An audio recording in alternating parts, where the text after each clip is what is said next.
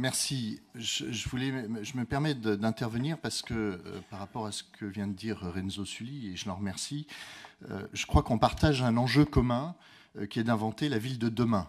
Ça, il n'y a pas de souci. On est prêt à y travailler et à travailler avec vous.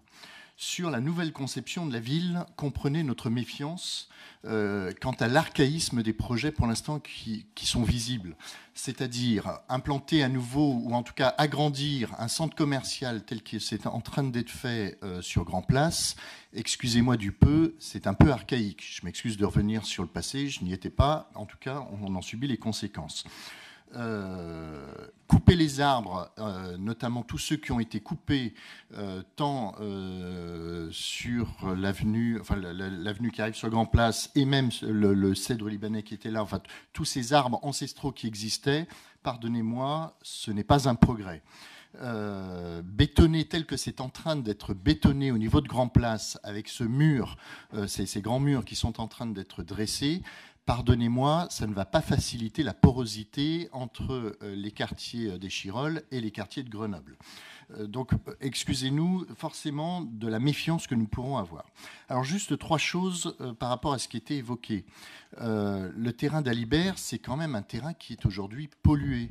Dans les années qui viennent de s'écouler, nous avons eu les services d'Éric Piolle qui ont quand même qui en ont fait une décharge avec des infiltrations dans les sols qu'il va bien falloir à un moment donné traiter. Voilà.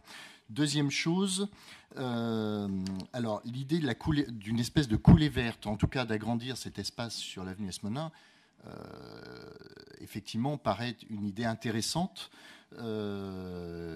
Simplement, il faut peut-être regarder les expériences autour des coulées vertes qui ont pu se faire. Je pense notamment à une certaine coulée verte à Paris, par exemple, à la limite du 12e arrondissement, mais pas que, de ne pas faire des frontières. C'est-à-dire qu'on s'aperçoit dans beaucoup de villes que ces coulées vertes, qui sont probablement des espaces de rencontre, n'empêchent qu'elles accentuent de façon assez certaine ces frontières virtuelles entre des quartiers.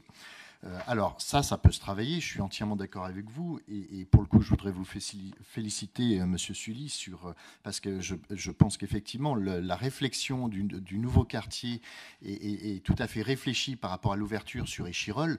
Par contre, entre nous, elle n'a pas du tout été pensée sur l'ouverture sur Grenoble.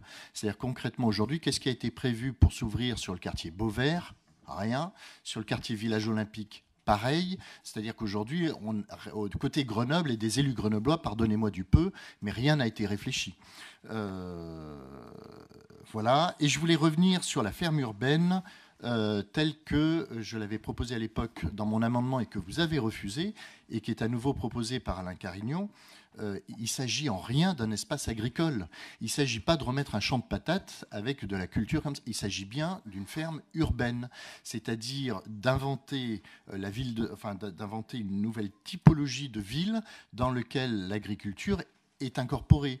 Pourquoi pas, dans cette nouvelle coulée verte, imaginer des espaces de culture, que ce soit aussi sur des murs végétalisés, que ce soit... Enfin, vous voyez, cette culture urbaine n'est plus à penser comme, effectivement, la culture des paysans que l'on pouvait avoir dans nos familles, dans les montagnes ou ailleurs.